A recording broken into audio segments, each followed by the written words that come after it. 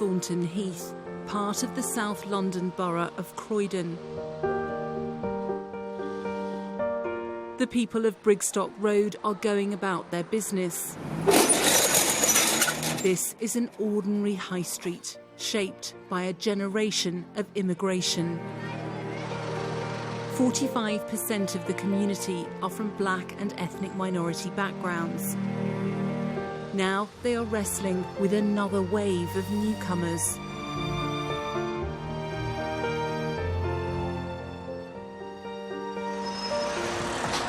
Amongst the shops and cafes is a government hostel, one of the first places asylum seekers who've just arrived in Britain are brought to. Where are you going to? Where are you going to? There's a constant flow of migrants and their families.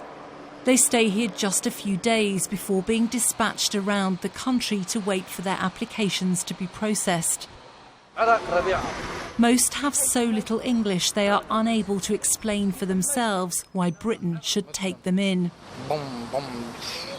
This man from Iraq has photographs to speak for him. So in the picture, this injured your eye. Eye. Almost everyone is from Africa and the Middle East. They all know claimants fleeing conflict have a better chance of making it to Europe, something some of the migrants are prepared to use to their advantage. In England, I tell I'm from Iran, but in the middle of the way, I tell them Syria, Afghan, in Greek, I tell them I'm from Syria. After trekking across Europe, Mohammed Manlal flew to London from Germany. As a Syrian, he was guaranteed asylum there.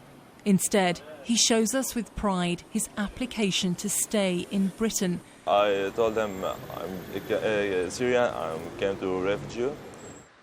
But as we discovered, the trainee architect says his nationality makes him the envy of some of his fellow hostel residents.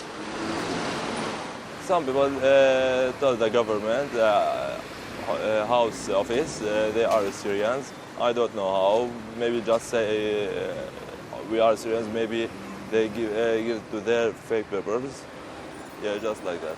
So there are people staying in there now who you say are not from Syria but are pretending to be from Syria. Yeah. Where are they from? From Morocco or from Iraq, from Egypt, from everywhere, from Afghanistan. The Home Office says it has a rigorous application process and carries out language analysis where necessary. But concerns about who is living at the hostel are shared by some in the community. Greengrocer Mohammed Ali says there should be more checks on the temporary residents. They got to do something. I don't know how they're going to check them. If I'm a terrorist, I ain't going to say, I am I? You could look at me and say, with a beard, but you can't judge a book by its cover. I'm here.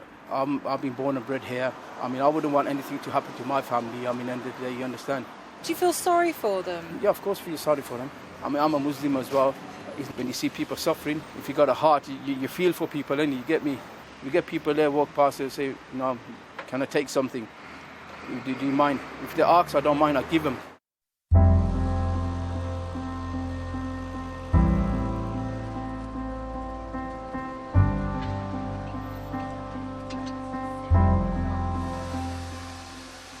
Lack of interaction and the inability to communicate makes some residents naturally suspicious of the migrants.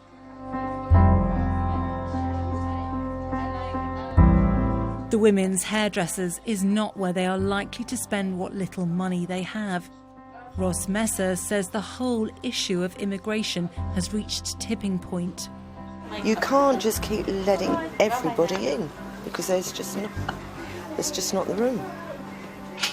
Housing, none of it. It's just going to explode. And how do you mean it's going to explode? What do you mean? Well, a few years ago we had the riots in Croydon. You're going to start seeing maybe that again? Do you think you could... Do you get a sense that... Sometimes, yeah. Here in Thornton Heath? I live in Croydon. You feel it all the way around. What do you feel? The frustration. people feel frustrated that all these people are coming over here. And coming over here, what, taking jobs?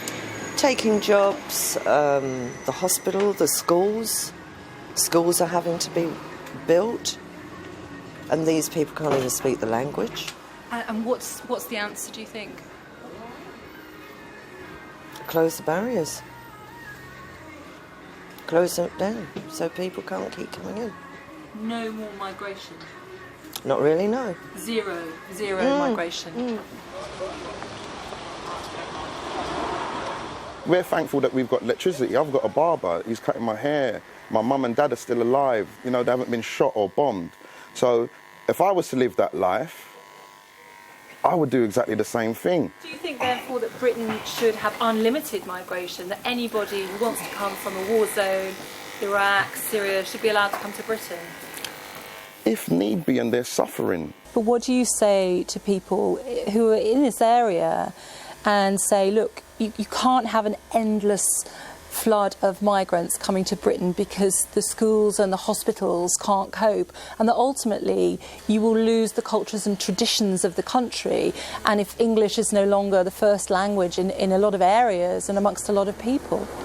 The main language, first language of Britain will always be English. That will never change. But multicultural, it's turned multicultural, the demographics have changed, life moves on. If you don't like it in Britain, as Jamaicans would say, come out here, or leave. The man in the floor shop next door to the hostel says it's the migrants who should be moving on, blaming them for a downturn in his business. A lot of people have moved away from here. Yeah. People used to be my regulars. They don't come around here anymore. After years of problems, the current crisis has done nothing to soften his views. How do you feel about having the hostel on your doorstep? It's not very pleasant, but you've got to stay with it. Don't have a choice. Why is it not pleasant? Well, it's when the filth is around and they're throwing things around. You come in the morning, you have to clean the place up. People standing around here loitering, doing nothing. It doesn't make a pleasant sight. But I guess they don't have anything to do they? Because they're in the process of applying for asylum. They're not doing anyone any harm. They're just standing chatting. So far as they're not doing any trouble, that is fine. But once they get either drinking and stuff and then they start creating trouble, that's when the problem is. And you say that there are problems with migrants? There are problems. Drinking, litter, making the place unpleasant. Not always a welcome sight on the streets. If the migrants stay indoors, this is where they pass their time. This is the dining hall where people eat, yeah? This is the place to eat. We were given this mobile phone footage taken inside the Brigstock Road hostel. And the room, I think, is not that bad. This is my bed. This is a cupboard, one each, without lock. The government is obliged to provide accommodation for everyone who claims asylum. For the new arrivals hoping for acceptance, they have some unwanted guests of their own. When we contacted the Home Office, they told us robust mechanisms are in place to ensure high standards are met by contractors who run the building. Somewhere to sleep and something to eat. It may not be quite how they imagined, but this is the reality of the new journey the migrants are on, having arrived in Britain. Syria, you don't have a safe place. Every place is dangerous. I must continue my study. I must look to the future. I'm in England. I'm safe, just like that. Yeah.